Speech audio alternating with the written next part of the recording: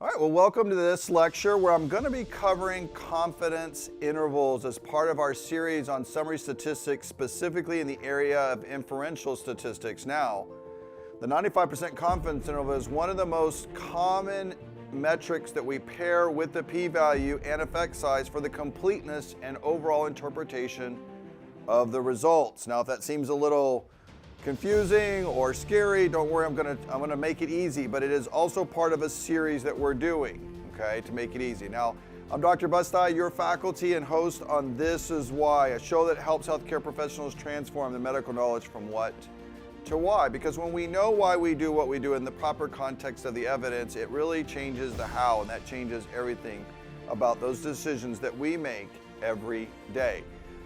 As I mentioned just a minute ago, if you need a full playlist or you need structure, which I'll cover here in a minute of where we're at, we have a playlist on this area of evidence-based medicine for descriptive and inferential summary statistics.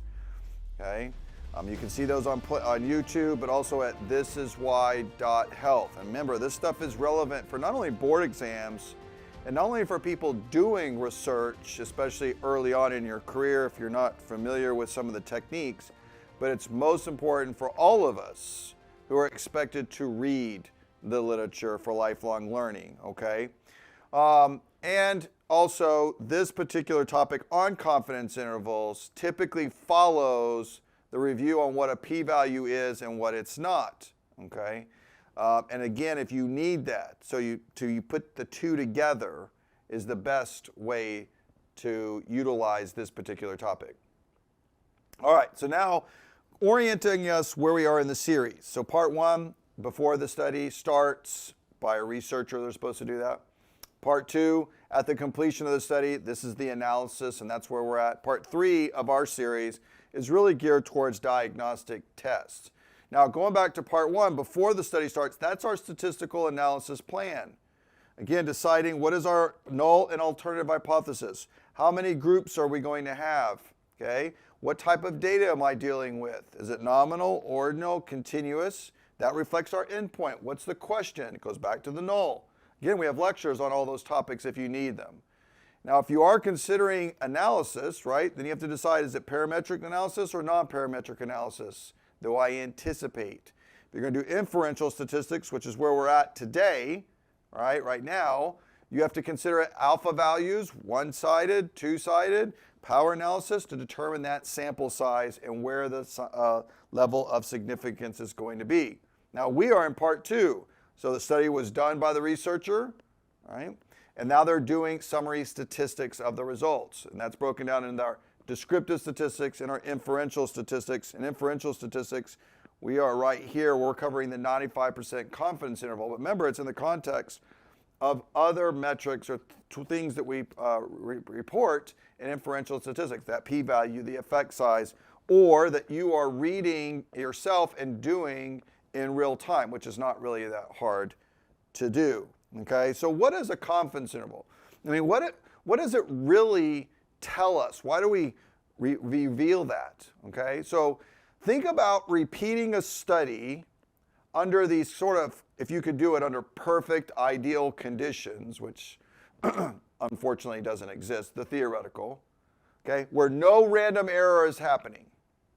Or you were to repeat the study indefinitely many times, you would be 95% confident that the true population finding or the result is somewhere, right, in that interval. Now, you don't know exactly where it is, but it's somewhere in there. And so what do we typically teach and want or hear? We want tight confidence intervals. We don't want wide confidence intervals because the true population result can be anywhere in between there. So the tighter that we are, the more confident we are that the true population result parameter is somewhere in here, okay? So that tighter, the smaller that is, the better, okay? Now, so the closer to the point of your study that truly lies in that midpoint of that 95% confidence interval, the more likely it's probably leaning towards the true population result or effect. Okay, said it another way, because sometimes we need to think about it more than one direction. The point estimate okay, or that midpoint, is our single best guess. Values near that center are more compatible overall with the data than those that are on the periphery or the edges. And again, if we have a wide confidence interval, if you're on the periphery, the real result, well, that makes it, it's off. Something's off with the data. We want to be more centered if we can, and we want tight intervals. We don't want big, wide areas. So what are some of the things that influence that interval? Okay, so you have to think, going back to what are the components of making that calculation. I don't want to dive deep into the calculation, okay? I'm not trying to, cause a seizure in anybody with this stuff. I know it gets to be a little bit frustrating and confusing, but remember it depends on the type of confidence interval we're dealing with, okay? And it depends also on the standard error of the mean, okay? Are we doing 95% confidence intervals, or are we doing 99% confidence intervals, okay? That then influences how many standard deviations, which then influences our z-score that we are going to use in that calculation. Okay, but if you look at the calculation of the confidence interval, right, not only do you need that mean and standard deviation, consideration of the standard error of the mean, but the sample size. And I just want to make a comment here that the larger the sample size, the tighter you start to see the confidence interval. Why? Because you regress and start to mimic, okay, back to the population. So if you could study the whole population, that would be ideal. But it's not feasible, is it? And so sample size becomes very important contributor to the overall confidence interval that we see. And we see that's true for data when you look at them, especially on forest plots. It's very easy to see that delineation, okay? Okay, so how to determine if a 95% confidence interval is actually statistically significant, right? That goes back, again, thinking about the p-value. Is the p-value less than 0.05? That's what most people utilize, that benchmark, right, for statistical significance. So that's one question that we're asking, okay? We talk about this in the p-value lecture as well, that the p-value is simply talking about statistical difference. Are we able, how likely is that null hypothesis actually true? And so what do we typically want? We want p-values that are very, very, very, very small, because we want to be able to say, oh, the results, especially if they're different, they're believable. That's real. There's a real difference there, okay? So we can reject the null hypothesis, all right? So how do we determine if it's statistically significant? Well, the result is not going to be statistically significant. And I'm going to underline statistical here. That means you can't reject the null hypothesis if the 95% confidence interval contains the null value of 0.0 for means when you're comparing them, or 1.0 for various ratios. And when I talk about ratios, I'm talking about relative risk, risk ratio, hazards ratios, those kind of things, okay? Where the numerator and denominator, if they're the same number, i.e. each group same, well, then they're 1, well, it can't be different. Then the null is true. Remember, the null hypothesis is about saying there's no difference between what you normally do versus the intervention group, okay, or exposed group. And so let's look at an example or application of that in the context of statistical significance. Okay, that's all we're talking about here, statistical, not clinical relevance, not clinical significance. Remember, p-values do not determine clinical relevance or significance. So when you look at this is looking at cases of patients receiving certain types of drugs and their odds of achieving some endpoint. Does the endpoint matter? No, make it blood pressure goal. It doesn't matter, right? But it's an odds ratio. So you have to always look at the confidence interval. What type of data are we dealing with? Because remember, if it's means, then it would be, does that confidence interval include 0.00? If it's a ratio, right, odds ratio, relative risk, risk ratio, hazards ratio, and it includes 1.0, it cannot be statistically significant. So if you just go across here looking at the data of the different groups and combinations of antihypertensives in this basic diagram here, you can see here, does this confidence interval cross through 1.0? Well, it does. So that cannot be statistically significant. The p-value is greater than 0.05. I don't know what it is, but it doesn't matter. It is not statistically significant. What about beta blockers with a diuretic? 0.62 to 1.52. Again, cannot have statistical significance. The p-value is greater than 0.05. Right? So you go down the list and you see, oh, well, here's one. This is above calcium channel blockers. 1.04 to 2.39. Does it include 1.00? It does not. So this one would be statistically significant. Now, you're talking about, well, what's the odds of what? Maybe it's a side effect, which we know calcium channel blockers can do that. Let's say it's lower extremity edema. Okay? Well, we know that calcium channel blockers can do that. Calcium channel blockers with a diuretic now become statistically insignificant because remember, if you look at that data, it does cross through 1.00. Okay, so that diuretic is basically getting rid of the edema. And that's what that odds is really about in this particular set of data. It's not, that's a distraction at the moment. All you have to do is interpret confidence interval and answer the question. And that's what board exams like to do many times. They'll throw data at you, they'll throw all these things that get you all wound up, maybe distracted, and really all they're asking you to do is interpret in numbers. It almost is irrelevant what the context is. Okay? But you need to look at some things to get you oriented. All right, I hope that made sense. So confidence intervals in the context, okay, remember we should always do it with p-values and effect size. What confidence intervals are showing us that magnitude, right, the direction, and the degree of precision of the effect. Okay? The p-value alone tells you nothing about clinical importance or relevance. Okay? I cannot drill that point home more. And that is why these are taught typically back-to-back or in context of each other. And so when you watch the p-value lecture, when I dive into more details about p-values, you hear me say some of these points. Okay? So remember, a wide confidence interval, just because it has statistical significance, doesn't mean it's clinically relevant. Okay? And that's why we need to look at the range of it. And so I like to use or incorporate real published information that's out there, okay, to drive home this point. And that's this proactive trial. Okay?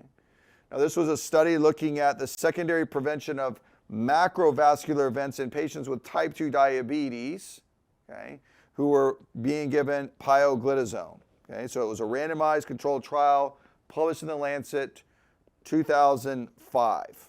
Okay? And so when you look at this diagram here, you see that you can look at it and it gives you there's a hazards ratio.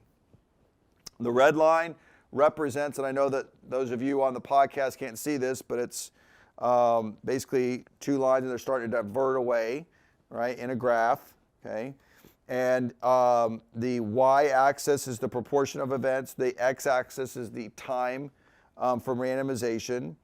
And when you look at the hazards ratio, so that means there's a numerator and a denominator. So if it includes 1.0, okay, then it cannot be statistically significant. So the hazard ratio is 0.90. And the confidence interval goes from 0.8 all the way up to 1.02. So does that 95% confidence interval include 1.00? It does. And because of that, the p-value, what you see below it, is not less than 0.05. Again, we're talking about statistical significance here. So is it a statistically significant result? No. Is there clinical relevance? I mean, if you just look at the graph, that you start to see the line splitting. It looks like pioglitazone is providing and conferring some benefit in protection. When I look at the confidence interval, when I look at the hazard ratio, it does look like it is, but man, that confidence interval just reaches beyond it, okay? And so when you break down then death, okay, and the individual different components versus the total, okay, then you start to see, well, is there anywhere in here where the p-value is statistically significant? And the answer is no, it's not. So it feels like a largely negative study. And so what might you ask yourself? P-value is not less than 0.05. The confidence intervals include 1.00 in every single one of their endpoints. Well, what may be the problem, right? It may be related to sample size. It may be due to duration. Was there enough time to find that difference? Right? So some of that goes back to the way the study was designed and set up. Right? That's where step one, that statistical analysis plan, becomes so important. How you define what is meant to be clinically relevant may be harder to achieve statistically, to see that. And that's why you have to put it in the context. But when you look across some of this, you can see variations in benefits. Some coronary revascularization, acute coronary syndrome, again, but they're all statistically insignificant. Let's do another one and look at it from another perspective, from a meta-analysis or systematic review. And this is looking at aspirin in the primary prevention, okay, of patients with cardiovascular events. And it's papers like this and things, you know, that have evolved over the years that have made it this topic of, do we use aspirin for primary or secondary prevention? The data is pretty set overall in secondary prevention. That was the ISIS-2 trial, especially in patients with presenting with acute myocardial infarction. But primary prevention has been debated a lot, right? And you'll see people in clinical practice who have never had a stent, never had a procedure, never had a heart attack or a stroke or a vascular event or equivalent thereof, and they're put on aspirin just in case or for primary prevention.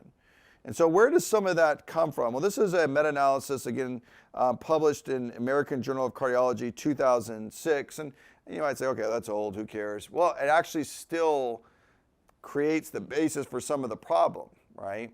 And the debate. Because you'll see here in the data, when you look at the defined endpoints, and they chose 6 trials, okay, primary prevention trials. Why do you do a systematic review and meta-analysis? Well, so you combine their data, and the idea is to increase the power because you have more patients to include in the analysis. But obviously the studies that you pick and choose through inclusion and exclusion criteria will drive that result, won't it? So you can see here at these endpoints, we have total coronary heart disease, non-fatal MI, total cardiovascular events, stroke, cardiovascular-related mortality, and then all-cause mortality. So when we talk about results and why are we using a drug, you may have to put it in the context of the individual endpoint that matters to you or the patient. Okay? Because sometimes finding all-cause mortality reductions is very difficult. Do you really truly have a sample size large enough to find that? All right. And so when you look here, they give you the odds ratios, they give you the 95% confidence intervals, and then they give you the p-values. And you can see that several of the p-values, total coronary heart disease, you have non-fatal MIs, total cardiovascular events, all of those are statistically significant. And being an odds ratio, that means the numerator and denominator cannot be the same. They cannot include 1.00. So do any of those 95% confidence intervals include 1.00? And they don't. And so therefore, the p-values are accurate. They're less than 0.05. Now, they give us the p-value. If they didn't, I could still look at the confidence interval. If you removed this column from this diagram or chart, I could still determine what was statistically significant or not. Now, so let's go back and ask clinical relevance. Okay, so if these are your targeted kind of endpoints and that's how you define them, you might say, yeah. But then if you look at the other ones, stroke, cardiovascular related mortality, all-cause mortality. All of these fall and extend beyond 1.00. And so they are statistically insignificant. And you see that that's true. Even all-cause mortality. It gets close though, look at it. P-value of 0.071. That means there's a 7.1% chance that the results here that are found are due to chance or random error. That's not that bad, actually, right? So, I mean, just a few more percentage points and we would have statistical significance. So you have to stop and go, is that clinically relevant? Well, that's why they put forest plots out there where you can kind of look at the combined effort of the summary or pooled analysis here, these larger diamonds. They give you that visual on the forest plot of which side is favoring what. So these are on the left side favoring aspirin. When you look at the individual trials, depending on the end point, right, up here, it gives you a different visual. Like for stroke, you can see, my goodness, the studies are all over the place. And if you look at the blobs over on the stroke, you have some really small blobs with very wide confidence intervals. Well, why is that? Well, sample size problem, right? So what's the main study influencing the stroke data? This study right here has the largest blob. But you have other studies over here that have decent sized blobs and decent sized confidence intervals, but they're crossing through the point of a line of no difference. And so that's what these visuals are helping you to see. But you can see with total coronary heart disease or cardiac heart disease, and then patients with cardiovascular related death, MI, stroke combined, you see these favoring the overall benefit towards aspirin. And that's where this creates debate, because remember, we're always trying to infer back. That's what inferential statistics is trying to do, right? We want to be able to extrapolate back onto the population. So what are the reasons why we don't always find statistical significance? Well, it could be, the way we design the study, the risk of bias, random error. We got the alpha values that we do, one-sided, one-tailed, or one-sided or two-tailed, one-sided or two-sided, sorry. The power analysis, do we have an appropriate sample size? But also the controlling of various confounders. It's hard to do that in certain studies. That's why we do inclusion and exclusion criteria, even for a systematic review and meta-analysis. But do confounders matter? Yes, they do. This is an example of looking at hormone replacement therapies, okay, and the adjustment for socioeconomic status.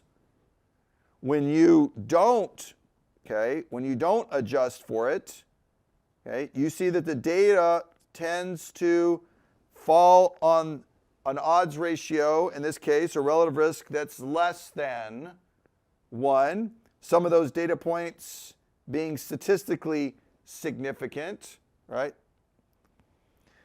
Some that are not. But then when you add in for adjustments for socioeconomic status, look what happens to the results. Doesn't matter anymore, right? It goes away. And so I'm simply trying to help you to see that there is a lot that goes into understanding and interpreting the literature. What does it mean? Is it clinically relevant? Did the researchers do their due diligence to reduce the risk and introduction of bias, and or how much random error do we have being exposed, right? So core concepts for confidence intervals. Study results should include a point estimate with a 95% confidence interval, typically a p-value with it, but though you should be able to interpret whether it's statistically significant or not. Okay, remember, all p-value is trying to help us understand is statistical significance. Are you accepting, or how likely is the null hypothesis true? Remember, we want small p-values. Okay. To be complete, you got to do that. 95% confidence intervals reflect a range that include the true population result. And that's why we desire small or very narrow interval confidence intervals.